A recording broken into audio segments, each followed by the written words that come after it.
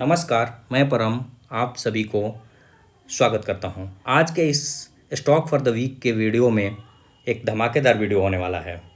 इस वीडियो में आज हम टेक्निकल के साथ साथ फंडामेंटल का भी एनालिसिस करेंगे, क्योंकि फंडामेंटल एनालिसिस के बिना स्टॉक का सिलेक्शन अच्छा नहीं हो पाता है और इसे हमें ज़्यादा रिस्क उठाना पड़ता है। इससे पहले एक डिस्क्लेमर दे दूं, this video is educational purpose only. Charts used in this video are for example purpose only. Investment in security market may be risky. Kindly take proper advice from your investment advisor before investing. Market का analysis, stock के analysis करने से पहले हम अभी overall market Nifty 50 का थोड़ा सा चार्ट पर हम ध्यान देंगे। अभी हम निफ्टी 50 के वीकली टाइम फ्रेम पर ध्यान देंगे। वीकली टाइम फ्रेम अभी अप ट्रेंड में है, निफ्टी 50 फुल्ली अप ट्रेंड में है, बट हमें इसमें कॉशन लेने की ज़रूरत ये है कि वीकली टाइम फ्रेम पर एक ख़राब कैंडल का फॉर्मेशन हुआ है, जो कि एक इन्वर्टेड हैमर की तरह है, जो कि एक बियरिश रिवर्सल पैटर्न हो सकता है। यदि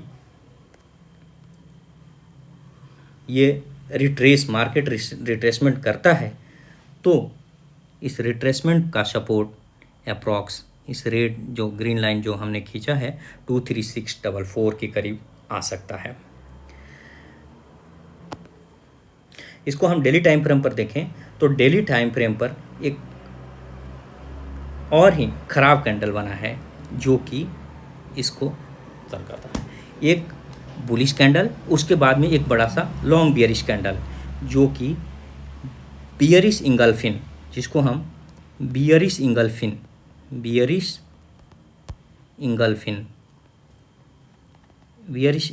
कैंडल बोलते हैं। ये अप्रॉक्स बियरिश इंगल्फिन कैंडल है, ये पूरे बियरिश इंगल्फिन नहीं है, बट इसको बियरिश इंगल्फिन मान सकते हैं। तो इससे एक रिवर्सल, मार्केट में रिवर्सल होने की संभावना है। यदि आने वाले दिन में मार्केट जब ओपन होता है और ये पूरे दिन का कैंडल बियरिश कैंडल बनता है तो रिट्रेसमेंट मार्केट में देखने को मिल सकता है। अभी हम जिस स्टॉक का नाम बता रहे हैं वो है इन्फोसिस एक लार्ज कैप कंपनी है, जो कि आईटी सेक्टर की एक बहुत ही धमाकेदार और बहुत ही स्ट्रॉन्ग कंपनी है। ये है इन्फोसिस का मार्केट कैप बहुत ही लार्ज है, जो कि 7,44,438 करोड़ है। अभी इसका मार्केट प्राइस 1793 पर चल रहा है और इसका 52 वीक्स हाई 1844 और लो 1324 है। तो ये लगभग 52 वीक हाई के करीब में ट्रेड कर रहा है। इसका आरओसी देखें, रिटर्न ऑन कैपिटल एम्प्लॉयड तो 40%, ROE return on capital employed तो 31%, फेस वैल्यू भी 5 है। यदि भविष्य में यह कंपनी का स्प्लिट होती है तो ये फेस वैल्यू 5 को 5:1 में स्प्लिट किया जा सकता है, 5 भाग में बांटा जा सकता है। इसका हम क्वार्टरली रिजल्ट की तरफ ध्यान दें तो इसका सेल टॉप लाइन हमेशा इन्हांस किया है, सेल हमेशा ग्रो किया है, जो कि अब इस बार जून 24 का 39315 है। ऑपरेटिंग प्रॉफिट भी हमेशा इन्हांस ही किया है, 9137, 8734, 9438 ये दिया है। फंडामेंटली ये बहुत ही स्ट्रॉन्ग कंपनी है। नेट प्रॉफिट को ध्यान में देखें तो थोड़ा सा डाउन हुआ है, बट सेल हमारा बहुत ही बढ़ा है। तो ओवरऑल इसका परफॉर्मेंस बहुत अच्छा है। शेयर होल्डिंग पैटर्न की तरफ हम ध्यान दें तो प्रोमोटर्स इसके कांस्टेंट रहे हैं, प्रोमोटर्स हमेशा कांस्टेंट रहे हैं 14.94। एफआईडीआई का भी पार्टिसिपेशन बिल्कुल ही कांस्टेंट रहा है। थोड़ा सा पार्टिसिपेशन एफआई का जून में घटा है, तो डीआई का रिकवर कर लिया है और 35 to 37.28 हो गया है। पब्लिक पार्टिसिपेशन अप्रॉक्स बराबर ही है। अब इसके हम चार्ट पैटर्न को देखते हैं। ये चार्ट मंथली पैटर्न का है, मंथली टाइम फ्रेम पर ये पैटर्न है। मंथली टाइम फ्रेम पर यदि हम देखें तो फ़िलहाल में एक ब्रेकआउट दिया है, फ़िलहाल में एक ब्रेकआउट दिया है। ये इसका रेजिस्टेंस है और रेजिस्टेंस को अच्छी तरह से ब्रेकआउट एक अच्छे कैंडल के साथ में दिया है, जिसका वॉल्यूम अच्छा है। आरएसआई यदि देखें तो अबव 60 ट्रेड कर रहा है, तो ये बहुत ही अच्छा साइन है किसी भी स्टॉक में एंट्री करने के लिए। अभी हम इसको यदि वीकली टाइम फ्रेम पर देखें तो वीकली टाइम फ्रेम पर भी एक अच्छा ब्रेकआउट दिया है, जो कि यहाँ पर रेजिस्टेंस फेस किया है, रेजिस्टेंस को एक अच्छे वॉल्यूम के साथ में यहाँ पर ब्रेकआउट किया है। तो इसका यदि हम अपसाइड प्राइस रेंज टारगेट निकालें तो 25% 2165 के करीब में वीकली टाइम फ्रेम पर जाता है। ये दोनों ही 50 EMA और 20 EMA के आसपास ट्रेड कर रहा है और इसका अबव 60 RSI भाई ट्रेड कर रहा है। अभी इसको डेली टाइम फ्रेम पर देंगे। यदि किसी को एंट्री लेनी होती है किसी भी ट्रेडर्स को, तो हम इसके थोड़ा सा लो टाइम फ्रेम पर जाते हैं ताकि हमें स्टॉप लॉस छोटा मिले। तो अभी हम यहाँ पर हम देख रहे हैं कि इस रेजिस्टेंस को ब्रेक करने के बाद, डेली टाइम फ्रेम पर इस रेजिस्टेंस को ब्रेक करने के बाद में यहाँ कंसोलिडेशन 2 दिन 3 दिन का कंसोलिडेशन हुआ है। इसके बाद गैप अप ओपनिंग हुई है। गैप अप ओपनिंग क्या हुआ, मार्केट डाउन रहा है, इस स्टॉक का प्राइस बिल्कुल डाउन रहा है और इसमें गैप फिल हुआ है। अभी ये गैप है, तो इस गैप को फिल करने के लिए स्टॉक नीचे की तरफ आ सकता है। इस गैप को फिल करने के लिए स्टॉक नीचे की तरफ आ सकता है। इसके बाद में यदि ये स्टॉक ऊपर की तरफ जा रहा है तो एक अच्छी एंट्री हमें मिलेगी, छोटे से स्टॉप लॉस जो कि इसके रेजिस्टेंस में, हाँ यहाँ पर रेड लाइन के पास में एक छोटा सा स्टॉप लॉस होगा, लगभग 1700 के आसपास स्टॉप लॉस होगा और टारगेट 2165 का एक हम ले सकते हैं।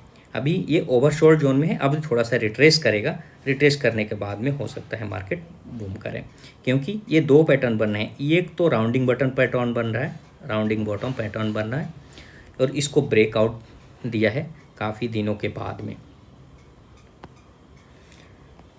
नेक्स्ट है हमारा एक स्टॉक जो कि है इंडस टावर। इंडस टावर भी एक लार्ज कैप कंपनी है जिसका मार्केट कैप 1,10,305 करोड़ है। अभी करेंट प्राइस 410 पर चल रहा है और इसका 52 वीक्स लो एंड हाई 157,425 है। तो ये भी अपने 52 वीक हाई के आसपास ट्रेड कर रहा है। इसके return on capital employed 20%, ROE 25% और प्रोमोटर होल्डिंग भी 69% है। थोड़ा सा इसमें लूफॉल ये दिख रहा है कि इसकी प्लेज परसेंटेज 30% है।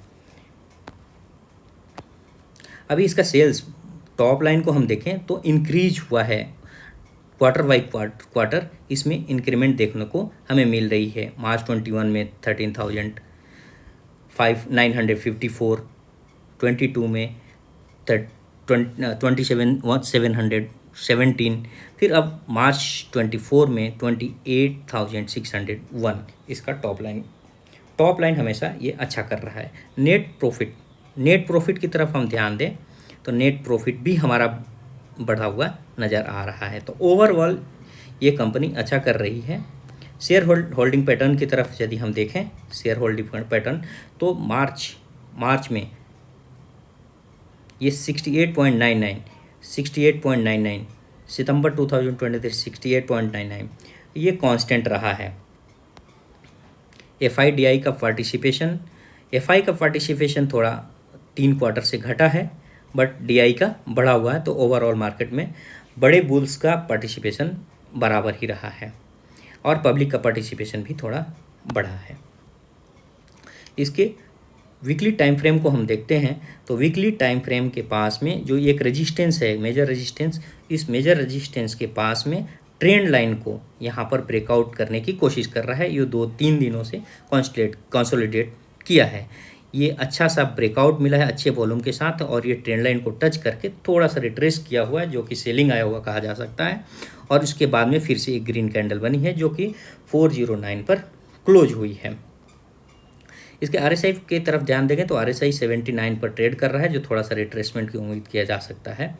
इसके बाद में मार्केट बुल, ये जो स्टॉक है बुल में जा सकता है। इसका ओवरऑल प्राइस रेंज हम निकाल के देखें तो यहाँ से लेकर के यहाँ तक के जो गैप हैं इसको हम जोड़ करके देखें तो ये 145% है, अप्रॉक्स 808, जो कि अभी 409 पर ट्रेड कर रहा है और 808.86 टारगेट निकाल के आ रहा है। इसके मंथली टाइम फ्रेम पर भी ये हम मंथली टाइम फ्रेम इसलिए देख रहे हैं ताकि ये इसका ट्रेंड जो है बिल्कुल क्लियर कट पता चले। ट्रेंड अप ट्रेंड है और ये ट्रेंड लाइन को ब्रेक करने की कोशिश कर रहा है। तो ये स्टॉक भविष्य के लिए अच्छा हो सकता है, इसको वॉच में रखा जा सकता है।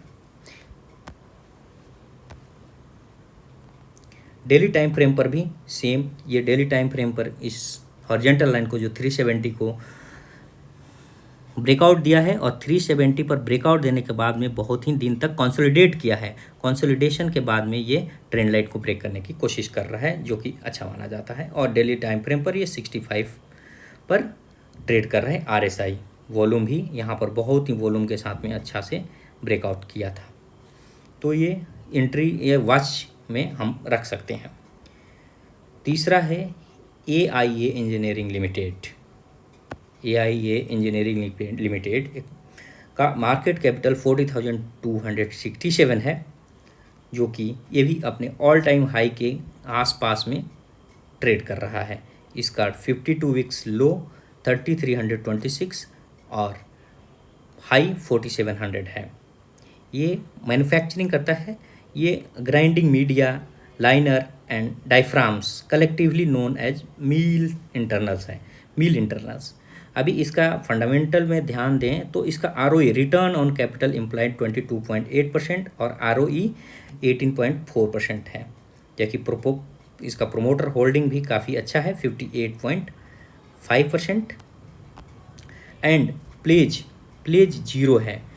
प्लेज नहीं होना चाहिए, प्लेज जितना ही ज़्यादा कम रहे तो उसका फंडामेंटली अच्छा माना जाता है। इसके शेयर होल्डिंग पैटर्न की तरफ हम ध्यान दें तो 58% प्रोमोटर्स हैं, FI 17.68% रिसेंट क्वार्टर्स में, जो कि बहुत ज़्यादा वेरिएशन नहीं हुआ। पहले 18.29, 18.5, 18.16 हैं, जबकि DI में भी कांस्टेंट रहे 20.29, 20.46, अभी 20.94, जो कि थोड़ा सा इंक्रीमेंट हुआ है।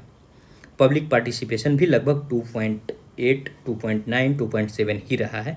तो ये स्टॉक बहुत ही अच्छा कर रहा है। प्रॉफिट लॉस की तरफ हम ध्यान दें तो इसका सेल हमेशा ग्रोथ किया है, सेल टॉप लाइन ग्रोथ किया है, थोड़ा सा घटा है, तो ये बहुत ज़्यादा नहीं है।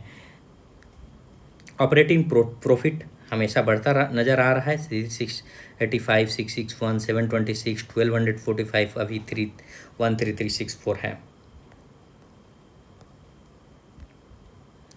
नेट प्रॉफिट पर हम ध्यान दें तो नेट प्रॉफिट भी हमेशा करीब 8 क्वार्टर से बढ़ रहा है, ये बढ़ा हुआ नज़र आ रहा है। 212, 236, यहाँ पर देखें तो 1056 मार्च क्वार्टर में, और मार्च के 2024 में 1137 है, जो बढ़कर हुआ है। अभी हम इसके चार्ट पर ध्यान देते हैं, टेक्निकल टर्म्स की तरफ ध्यान दें तो हम देखते हैं इसके वीकली चार्ट को। वीकली चार्ट पर यहाँ पर जो कि एक सर्किल हमने बनाया है, बुलिश कैंडल बना है, उसके बाद बियरिश कैंडल बन के ये डबल ट्विजर टॉप पैटर्न बोलते हैं, ट्विजर टॉप पैटर्न से ये डाउन ट्रेंड में आ गया है। डाउन होने के बाद में फिर से ये अप हुआ है, फिर डाउन हुआ है, फिर अप हुआ है, मतलब एक डब्लू पैटर्न बनाया है, डबल बटन पैटर्न बनाया है चार्ट पर। इसके बाद में इसके एक रेजिस्टेंस को जहाँ पर इसने तोड़ने की कोशिश की, उसको फिर से ये टच किया है, टच करके फिर से डाउन आ गया। यदि ये स्टॉक इस फिर से रेजिस्टेंस 4613 को ब्रेक करता है तो 30% के अप्रॉक्स टारगेट मिल सकता है। इसका RSI भी 60+ ट्रेड कर रहा है, और वॉल्यूम जो कि ब्रेकआउट करने की कोशिश की है वो वॉल्यूम काफ़ी अच्छा है। इसको डेली टाइम फ्रेम पर भी हम देख सकते हैं, यहाँ पर रेजिस्टेंस फेस कर रहा है 1 2 3 4 डेज। इसके बाद में यहाँ से डाउन आया है, फिर अप गया है, फिर डाउन आया है, फिर अप गया है, जो कि एक W pattern, double button pattern हम बोलते हैं। इसके नेक को ब्रेक किया है, जो कि एक कंसोलिडेशन हुआ है और इसके बाद में इसको ब्रेक करने की कोशिश की है 4613 को। यदि ये 4613 को क्रॉस कर रहा है डेली टाइम फ्रेम पर अच्छे वॉल्यूम के साथ, तो ये एक अच्छी एंट्री इसमें मिल सकती है, क्योंकि ये 200 डेज, 50 डेज और 20 डेज तीनों EMA पर के ऊपर ही ये ट्रेड कर रहा है। तो एक अच्छी एंट्री के लिए ट्रेड को अपने रडार पर रखा जा सकता है दिस वीक के लिए। और नेक्स्ट एक स्टॉक है ONGC, जो कि हमने इसको देखा है पिछले ट्रेडिंग में। ये अपने overall all time high 10 years के हाई को ब्रेक करने जा रहा है। यदि दिस वीक ये ब्रेक कर रहा है तो ये लगभग डबल रिटर्न देने की उम्मीद रखता है। ये एक सरकारी कंपनी है ऑयल एंड गैस की, तो इस पर आप लोगों की क्या राय है, आप इस पर आप लोग देखिएगा और इस पर अपना रिसर्च कीजिएगा, अपना रिसर्च करके अपने पर रडार पर रखना है, अपने रडार पर रखना है। Thank you. यदि ये वीडियो अच्छी लगे तो लाइक, शेयर एंड सब्सक्राइब ज़रूर करें। धन्यवाद।